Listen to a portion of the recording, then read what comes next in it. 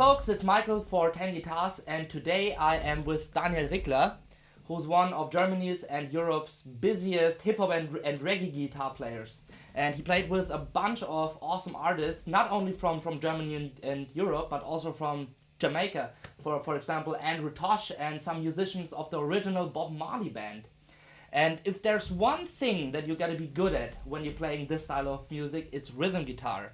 And that's exactly today's topic, because we think it's an often neglected topic. So, Daniel, I think I don't know anyone else personally who got so deep into rhythm guitar. For example, you studied at music university, and the topic of your bachelor's thesis was the Inbetween Shuffle. And I know that you use this a lot, so can you tell us a little bit about the Inbetween Shuffle and what it is? Basically, the in-between shuffle is the good stuff between the end and the shuffled end. So basically between 50% and 66% of a quarter note.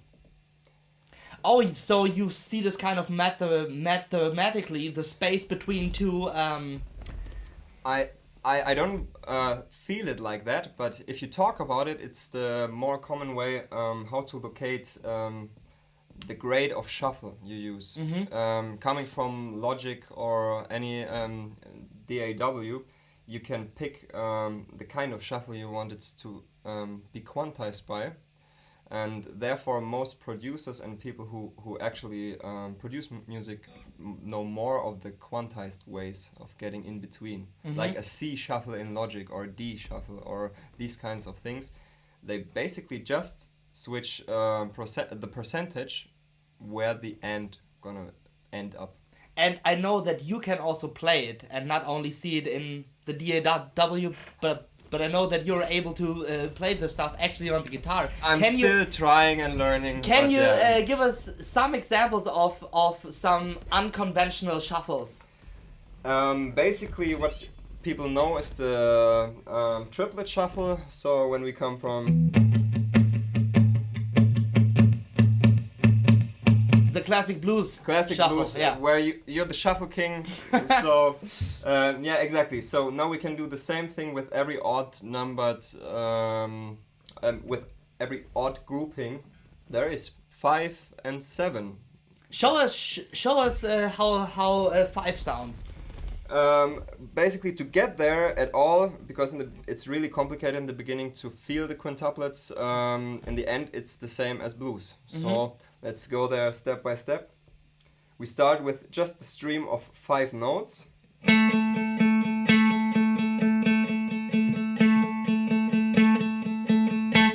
What I do already is to group them to 3 and 2. So there's a kind of clave happening. That makes it less mathematical and more musical, like tuck-a-tee, tuck-a-tuck-a-tee, tuck-a-tuck. 1, 2, 3, 4, 5. 1, 2, 3, 1, 2, 1, 2, 3, 1, 2. Yeah. Exactly.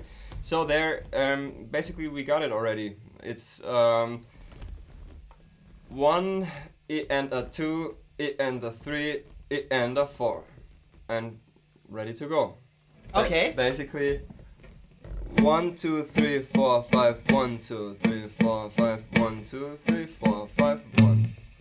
If we play it.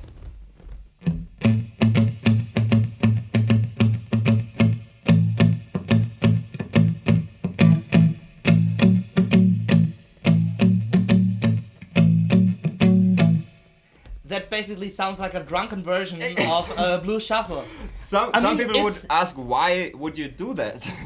I mean, but I think it's also called a drunken beat, actually. Yeah, actually, in hip-hop, many people refer to it as a drunken feel. Or Questlove, I think one of the founders of that feel, he called it out as the drunken feel. Like, play that kick drum or snare like you're drunken.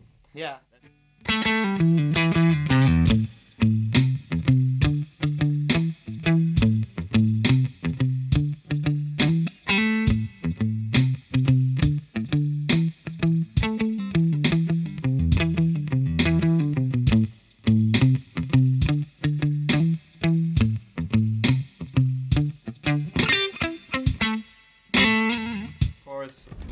but actually there's a science to it. So it's not like just random playing the accents like too late or too early, but also these kind of drunken feels. You can really analyze the stuff and say, okay, this is a kind of a five, counting five, and this is counting seven.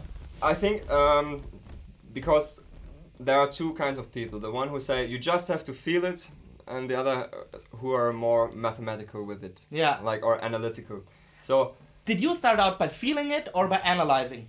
I love the music where it's happening first, so I saw the necessity to be able to replicate it. And then I was fortunate enough to meet Jan Stix-Pfennig at a gig in Germany. We played a festival together.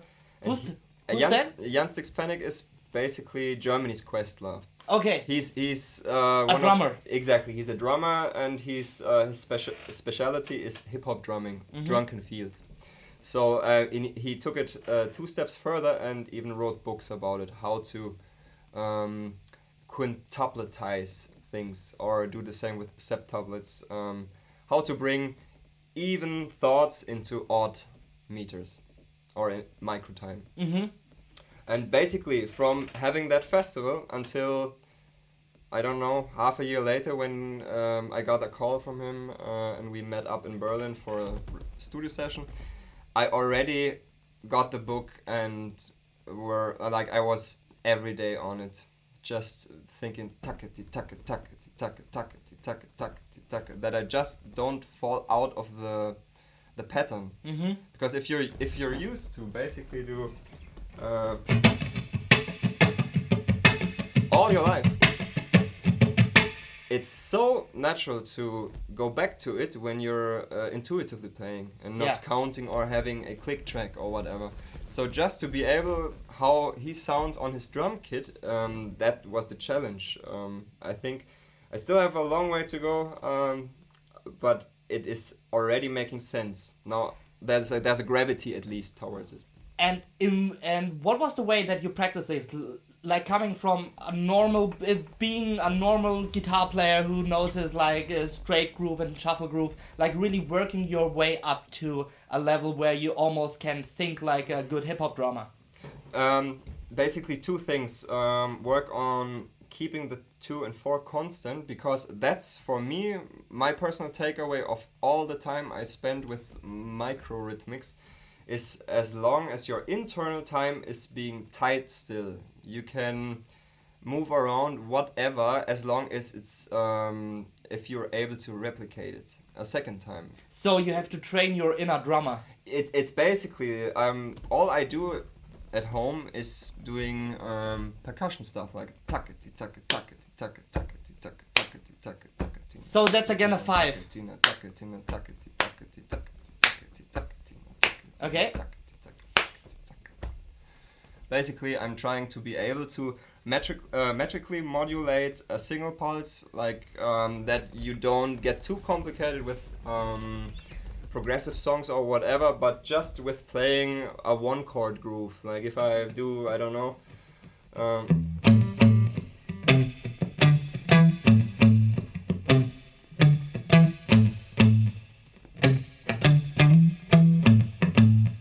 That would be the intuitive quintuplet version of the same thing. I'm just thinking a melody and then think, okay, where is the down and where's the up? And that's the gravitation in the whole thing. It's the same as with shuffle, I would say. That's why I call it the Inbetween Shuffle, because it's the same like you have the sitting down and the pushing up again. If you follow that same idea, it's nothing new, but it's just a different nuance of what you already do. Yeah. Like a kick and a snare with a drummer. The same with us.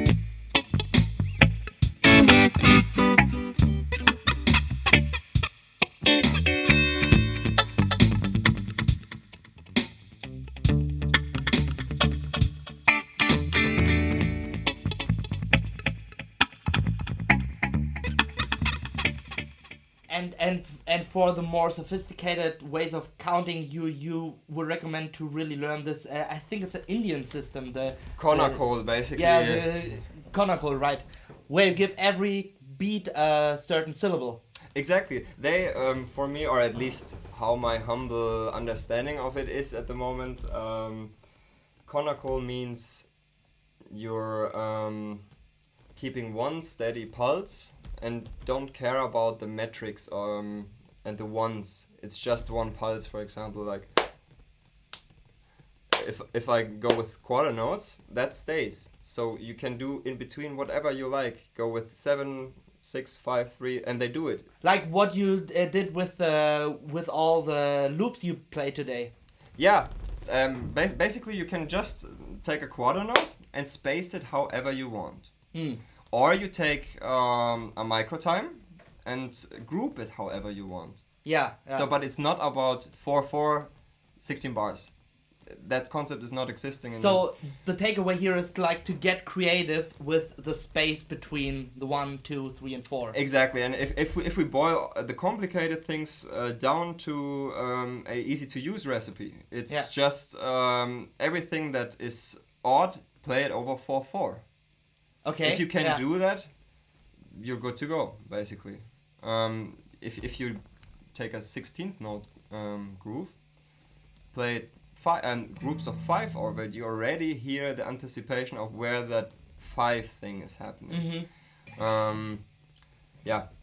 You can basically then use it over chicken or whatever. Yeah. Like you can go to the funk jam session and instead of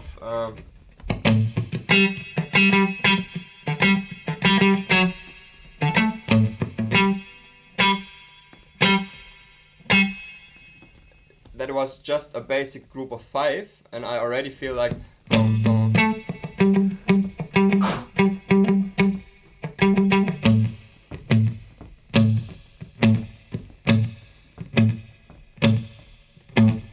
there was just groups of 5, but if the drummer would phrase it now like that, you would have that drunken meter. Yeah, like, yeah.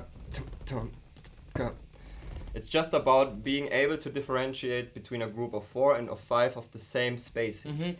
And I mean, that's only 4 and 5, but you can like you can do it with everything. You can do 6 and 7 and stuff, but exactly. But just for the sake of the length of this video, let's keep it at that. But I think that's so inspiring stuff because very few guitar players actually do that stuff. Like I know a ton of drummers who practice that stuff daily, but for guitar players it's very rare. And I think in general we as guitar players we have a problem with timing and groove. So and that's what I then realized when I was playing with really good drummers. I think so. And maybe let's get a little more basic here, because I think there are many folks out there who have problem with their basic timing, like not being able to sit in the studio and play on a click track correctly or play on a drummer. And I think the most common thing is that we as guitar players, we are miles ahead of the click. Can you what would be a good problem fix for, or some good exercises to get good basic timing and to get tight with a click track? The best thing I did was putting the click on 2 and 4. So basically a kind of an outclick. Exactly, because that exactly takes the way the help of defining a 1. Yeah. So you say we start here now. You just get your reality check at the 2 and the 4. Yeah. So it's basically instant feedback. Can I imagine where the pulse would sit if I'm the drummer? He needs to count that in and make it happen. So this thing with the outclick, I did those exercises also with the click on 2 and 4 and.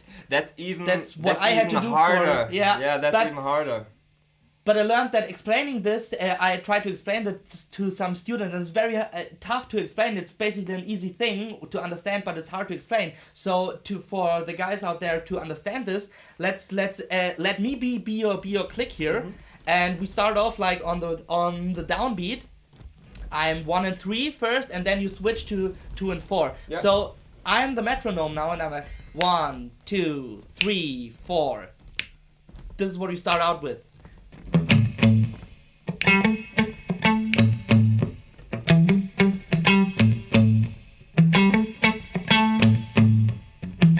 just regularly playing on the downbeats. 1, 2, 3, 4. Now let's try to make the transition to 2 and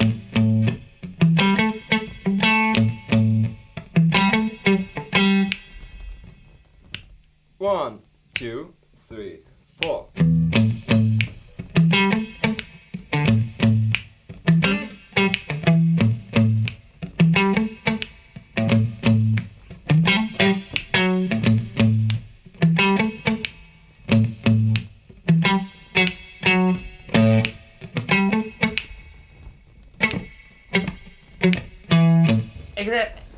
Exactly, so you have one and the same click track, and you just think of the clicks in the metronome in a different way. And because this is a little counterintuitive, it really sharpens your sense of groove and timing. Basically, exactly what you say. For me, it's the conversation is started by needing to listen first. Mm-hmm. So it's not here one. It's like. So you start off with that space. You first have to guess when the 2 is gonna happen, not like here's the 1. Yeah. And, like you just need to anticipate 2, 4. So for me, it's like if you see a sinus wave like this, you start with the energy on the 1, and the highest point of the amplitude is the 2. Then you go down to the like being rooted again. And then you kick it up again. Mm-hmm. So for me, the 2 and the 4 are the points in the bar where you have the highest energy or density of energy. The backbeat. The backbeat, exactly. So if we make it even less theoretical, just think you're in a choir. Like that's how I basically think of 2 and 4. If you think of rhythmical music or stuff that moves you, you can just focus on the sound of the backbeat, and it keeps you going. So whenever a drummer like Nate Smith or Mark Juliana or Questlove or Chris Dave, all of them have incredible steadiness in the snare drum. Yeah. So even if they decide to always place them a little bit like before the actual point, to play them hot, it feels high energetic. If they play it laid back after what you anticipate where it should be, you get a more draggy feeling, so you stretch time. It's like a color, bright and dark. Yeah, so that's the next step after like being tied on the click track. You learn how to play around with the micro time, and that's something mostly that not on the time for me. Yeah, that's something you're clearly an expert in, especially with reggae playing.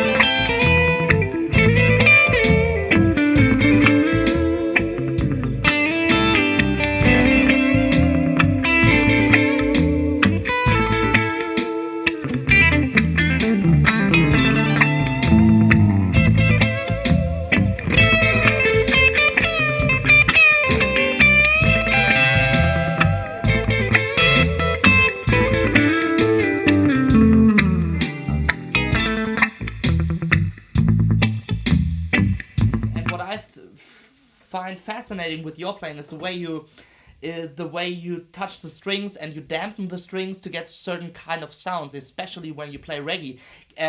Can you show us like how to get the offbeat perfect, like the typical reggae offbeat, because it sounds so short and so percussive when you play it, but you also still hear the chord, and that's like a difficult balance. That's truly a very difficult balance to achieve, because it's most likely funk and reggae are relatives, and with funk the space in between, the muting, the note duration is essential basically.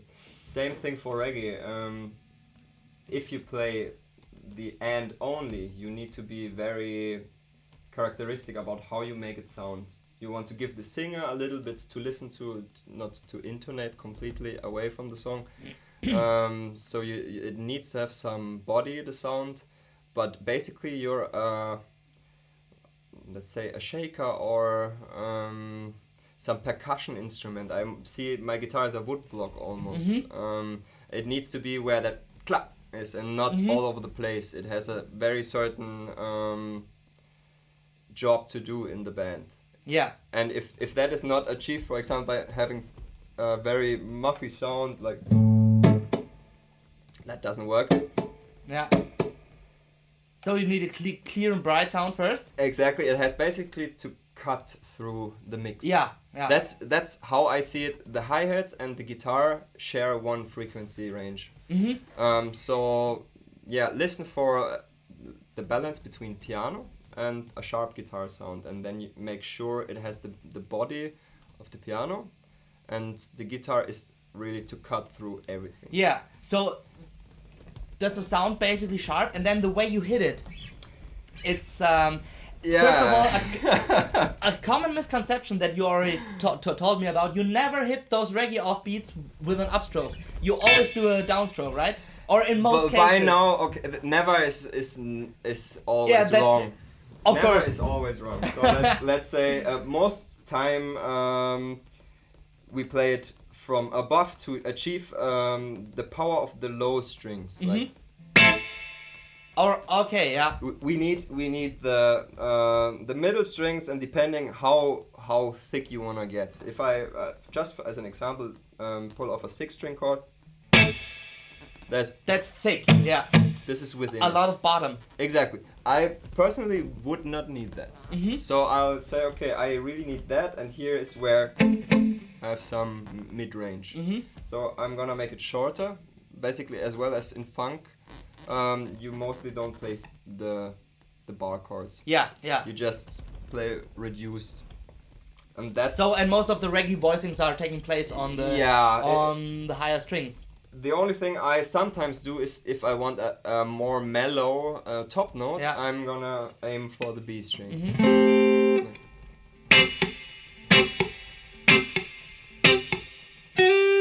But basically, while you hit it, it's not muted with the right hand, right? Or it is it sometimes? No, the right hand is not doing anything. Okay. It's all the left hand in this case, because you create the chuck. Yeah. And then you need to give space to the rest of the band after you hit it. So you release it, and therefore it's muted. It's like ba.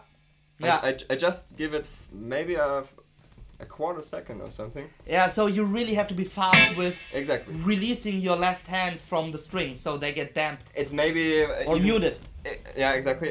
It's easier to think like a piano player. I told them, and I got told myself that analogy, like a hot stove.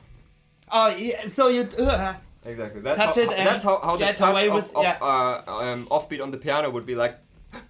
You really try to make it as the contact as short as possible, but steady. So. Yeah, it's a thing you can just learn in the end by doing it. Yeah. But it's really easy to think about it. You have a steady job. It's like a percussion group.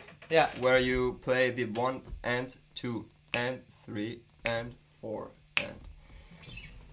What comes next is years of practicing to get the attack right, to get the note length, most of all get the steadiness.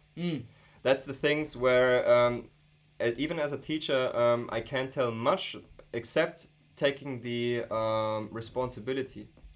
Like for example, putting the click on the 2 and 4, that you are responsible to dictate where is the music. If you just always play to drum loops and to things that are created for you, or you always play with a strong keyboard player, the second you're gonna start the song, it's gonna end badly. So you basically got to get your big boy pants on Exactly. and get like the leader of the Exactly. band when you play your. In a Your reggae rhythm. band, it's not about the amount of notes; it's about the authority with which you play one note. Yeah. So that's for me the takeaway, and I came as a big fan of shred and 80s guitar. When I started out, I wanted to be to get faster, higher, and more creative. As soon as possible after my first band started touring, I understood so many lessons that were not taught on YouTube at that point. The first time somebody says, it's really nice that you can do that, but now play something I can sing. I was okay. The last 4 years I did practice the wrong stuff. And then connected back again with a 2-chord thing. Like play for 3 minutes over 2 chords. And you can't have enough licks to make that a coherent story. But then also in this very reduced playing that you do, when you listen closely, there's such a giant universe of little things that you can explore, like the way you play those little muted melodies and stuff. And unfortunately, or my favorite thing, this little trick where you play the delay without having a delay pedal, like just by moving up the strings. And we can't get into all of this, unfortunately, because we're way over time already. But you're soon you are about to start an own YouTube channel where you will be talking about all of that, and it's gonna be called Rickler's Rhythm Dojo. What can we expect from your own channel? Basically, what we talked about so far, the journey to own the pocket finally. To own the pocket. My journey to own the pocket is the basis of what I'm gonna present on my channel, Rhythm Dojo. Simple things with a lot of meaning. And since anything on technique has already been explored in the guitar world or musical education, I'm gonna focus on pocket playing, rhythmic concepts, and the overall how to feel good while making music. I think that's a great idea because there's no shortage on YouTube with videos that explain you how to solo and how to get great licks. So really, people, when Daniel is coming out with his YouTube channel, hit that subscribe button, hit that like button, because you will definitely learn a lot. So Daniel, thank you so much for taking the time and being here today and giving us a little insight on this magical world of rhythm playing. And I hope you'll be back soon. Thanks very much. It was a big pleasure, and I had the honor of playing so many great guitars today. It was a great hang. Thanks for having me, and hopefully we're gonna see each other soon.